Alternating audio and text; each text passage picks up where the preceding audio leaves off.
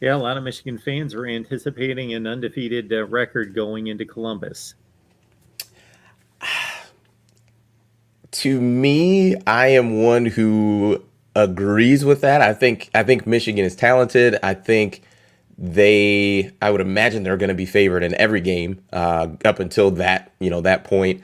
And I know a lot is to be talked about with Iowa and Kinnick Stadium and all those things, and I think there is merit there. But you're the better team. Just go win the game. That's my thought on it. I feel like Michigan is at the point of making that transition from being consistently really good to now kind of turning the corner to, talking about one of the 5 or 6 elite teams.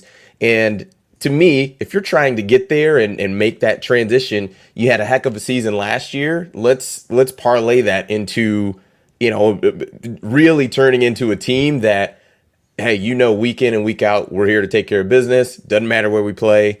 Yes, I think Kinnick Stadium is a difficult environment to play in, but I think Michigan is much better than Iowa, and we'll have plenty of conversations with Corey, and that's what makes this thing fun. But I truly believe that. I don't believe that Iowa is a better team than Michigan, and even if you want to throw some potential mistakes in that game, I think Michigan is that much better than Iowa to overcome those mistakes as well. I mean, they're talented everywhere, and you've got in that main trigger spot of quarterback, you've got 2 guys, but nonetheless, you've got the talent, you've got the decision making there to where you should be better. So you always have to respect your opponent, but I think Michigan should go into Columbus undefeated. Folks that can barely see me through like the haze here, just understand when you live in Ohio, you embrace the sun when it's here, and I just didn't anticipate that it was going to like shine in on me. So I'll get the curtains closed and the blinds closed here in a minute. But yeah, you bring up Corey, and I'll just let everyone know that starting next week, we will start to bring in opponents, guests, media guests from the opponents, and we understand that people want us to talk Michigan football, and we will. So, we will use really good judgment in regards to yeah. We'll bring in our buddy Steve Helwig to talk some Colorado State, but we'll keep it limited. We don't need a 45-minute discussion. We know on Colorado State.